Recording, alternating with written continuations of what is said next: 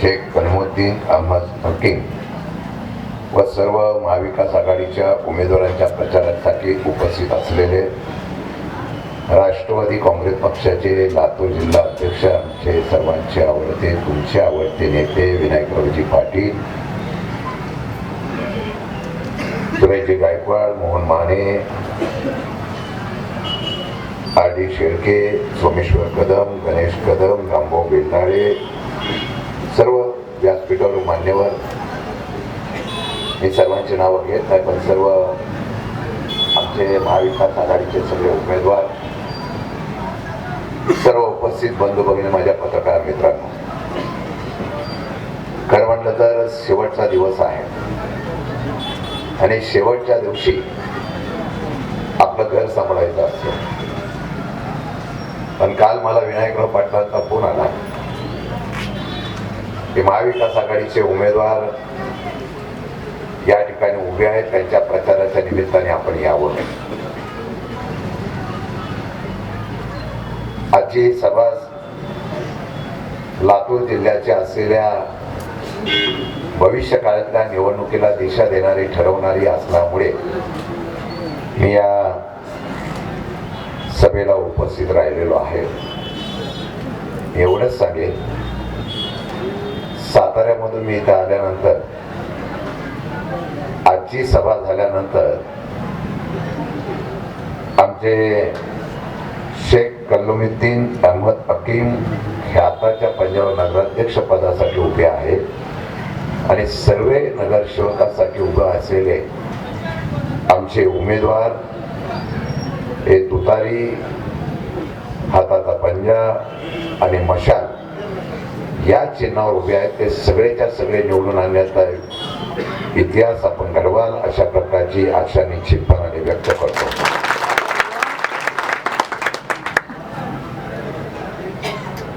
लातूरला बरेच पाटील आहेत,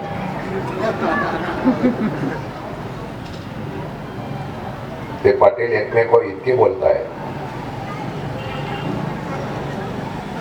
प्रचाराची पातळी सोडली.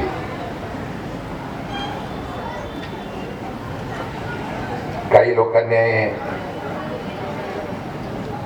गद्दार, कुत्रे अशा प्रकारचे एकमेकावर आरोप सुरू केले. मी विनायकराव पाटलांना बघितलं. मी 1999 साली आमदार झाल्यानंतर आम्ही दोघे एकाच वेळेला आलेलो, ते मंत्री पण झाले. पण विनायकराव पाटलांना आणि त्या पाटलात फरक सांगतो. विनायकराव पाटील ज्यावेळेला तुम्हाला भाषण करण्यासाठी उभे राहिले, पहिले तुमच्या समोर नतमस्तक झाले ही त्यांची ओळख आहे.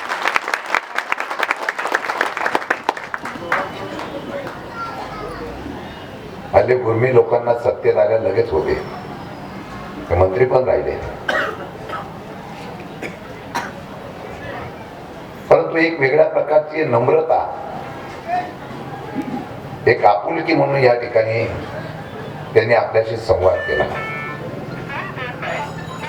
देशात आणि राज्यात सध्या अशा प्रकारच्या लोकांची आणि अशा प्रकारच्या लोकनेत्याची आणि अशा प्रकारच्या लोकप्रतिनिधीची गरज आहे. परवाच्या दिवशी बऱ्याच कुत्र्यांचा या ठिकाणी सुळसुळाट शहरात झालेला आहे. सुप्रीम कोर्टाने सांगितलं या कुत्र्यांचा बंदोबस्त करा. कुत्र्यांचा बंदोबस्त करताना नगरपालिका यशस्वी झाली नाही, सरकार यशस्वी झाले नाही. शेवटी कुत्र्याचे बंदोबस्त करण्याचा आदेश सुप्रीम कोर्टाने काढला. उद्याच्या निवडणुकीला जे एकमेकांना कुत्रे समजतात त्या कुत्र्यांचा बंदोबस्त आणि त्याची नसबंदी करण्याचा निर्णय तुम्हाला घ्यावा लागेल, हीच विनंती करायला.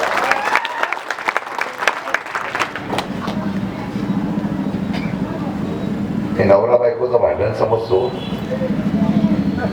ते घरात नसतं. गेल्या 2.5 वर्षामध्ये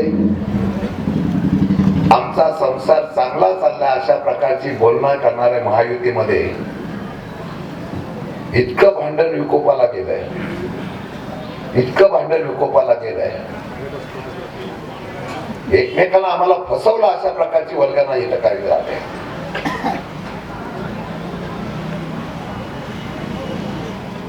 लातूरमध्ये 4-5 ठिकाणी निवडणुका चालू आहे. एकदा निवडणूक पुढेच गेली. रेणापूरचे आमचे पदाधिकारी मला येऊन भेटून गेले. सगळ्या निवडणुका आम्ही लढवतो बोललो आणि जिंकणार. हा साधा कार्यकर्ता जेवढा आत्मविश्वासाने सांगतो ना की सगळ्या निवडणुका मी जिंकणार, हीच असलेल्या शरद पवारच्या आणि महाविकास आघाडीची ओळख आहे. ती निवडणूक पुढे गेली. मला एका मगाशी पत्रकारांनी विचारलं, सध्या राज्यामध्ये निवडणुका पुढे जात आहेत. मी येणारच होत. महात्मा गांधीचे 3 माकडं आम्हाला माहित होते. एकाने डोळ्यावर हात ठेवलेला होता, एकाने कानावर हात ठेवला होता, एकाने बोलण्यावर हात ठेवला होता. काय चाललंय या देशामध्ये, राज्यामध्ये? लोकशाही राहिली नाही गायकवाड साहेब. तुम्ही सारखा डॉक्टर बाबासाहेब आंबेडकरांचा उल्लेख करता, ज्यांनी संविधानाच्यातून अधिकार दिला. मागच्याच काही दिवसापूर्वी संविधान दिन झालं. महात्मा ज्योतिबा फुलेंची पुण्यतिथी झाली. ही महाराष्ट्राच्या देशाची ओळख आहे. छत्रपती शिवाजी महाराजांचं नाव घेऊन आम्ही भाषणाला सुरुवात करतो. शाहू फुले आंबेडकरांचा महाराष्ट्र म्हणून आम्ही सांगतो. हल्ली आमचे उमेदवार कोण हे जातीवर ठरवण्याचा प्रयत्न जेवढा केला जातो.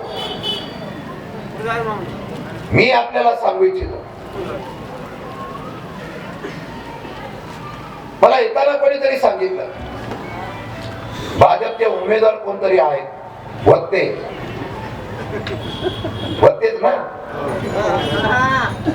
2 तारखेला त्याचं होत्याचं नव्हतंच होणार आहे.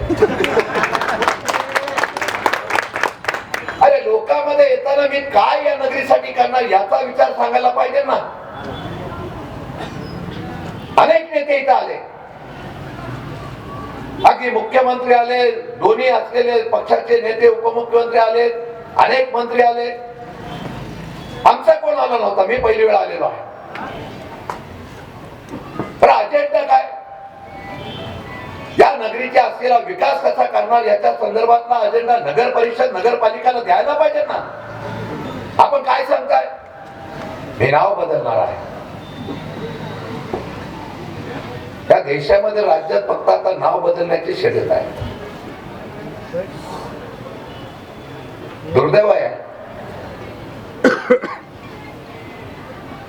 आम्ही स्वतंत्र झाल्यानंतर फार अभिमानाने सांगतो, देश स्वतंत्र झाला. पण त्या देशाच्या स्वातंत्र्यासाठी आणि छत्रपती शिवाजी महाराजांच्या काळापासून ज्यांनी ज्यांनी ज्यांनी 18 पगड जातीच्या लोकांनी आपले प्राण दिले, आहुती दिली आणि या देशात आणि राज्याचा इतिहास ज्या ठिकाणी अजरामर केला, त्याच देशामध्ये स्वातंत्र्य झाल्यानंतर या बीजेपीच्या काळामध्ये फक्त आम्हाला आता धर्मातून विभागलं जात आहे. हे दुर्दैव या महाराष्ट्रात आणि देशात पाहायला मिळत आहे. आणि म्हणून अशा प्रकारचा नाव बदलण्याच्या बाबतीमध्ये घेऊन मतं मिळवायची लाज जरा तरी वाटत नाही. मी समजू शकलो असतो, 24 तास पाणी देऊ, रस्ते चांगले देऊ, या नगरीमध्ये असलेला विकास करण्यासाठी, बाजारपेठ वाढवण्यासाठी काय काय करावं लागेल अशा प्रकारचं काम करू. माझ्या कलमुद्दीनचं मनापासून मी अभिनंदन करेन. हल्ली भ्रष्टाचार म्हणजे राजरोसपणाने राजाश्रय झालेला आहे आणि त्याच पैशातून पैसे वाटले जातात. निवडणूक आयोग काय करतो मला कळत नाही.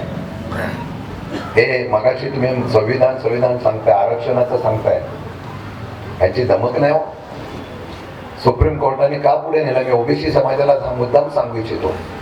हे मराठा, ओबीसी, धनगर, मराठा, हे मुस्लिम, मराठा, इतर समाज अशा प्रकारचा वाद घालून जे इतिहास कालापासून जे राज्यकर्ते झाले ना, त्या तीच नीती वापरून आपल्याला विभाजन करताय.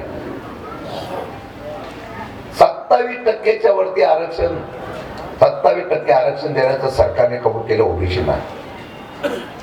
ज्या ज्या जिल्ह्यामध्ये 50% वरती आरक्षण 27% दिल्यानंतर जात आहे, हा प्रश्न आता सरकारच्या भाजपमध्ये आणि त्यांच्या महायुतीतल्या लोकांना पडलेला आहे. 27 70% आरक्षण कमी केलं तर ओबीसी समाजाला फसवलं जाईल. आणि म्हणून एक वेगळ्या प्रकारचा पेच प्रसंग या निवडणुकीच्या माध्यमातून कोर्टातून उभा राहिला. अरे निवडणूक आयोग म्हणून तुम्ही काम करता ना,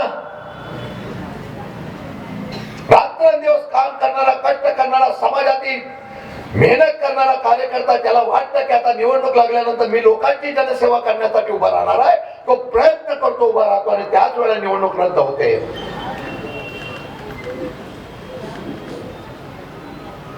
आणि निवडणूक रद्द झाली तरी हरकत नाही. त्या बिचाराचा काय दोष आहे? आमच्या नगराध्यक्षांनी जनतेच्या समोर सांगितलं, जनतेच्या समोर, की भ्रष्टाचार होऊन देणार नाही, 1 रुपयाचा मी कुठल्याही प्रकारचा भ्रष्टाचार करणार नाही हे सांगण्याचं धाडस आमचा उमेदवार करतो. याला खऱ्या अर्थाने जनतेने दाद दिली पाहिजे.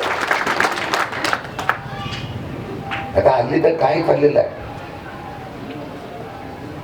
पैसे वाटतानाचा व्हिडिओ शूटिंग विथ कॅमेरा आम्ही नाही काढला, त्यांचाच मित्र पक्ष शोधून काढतोय.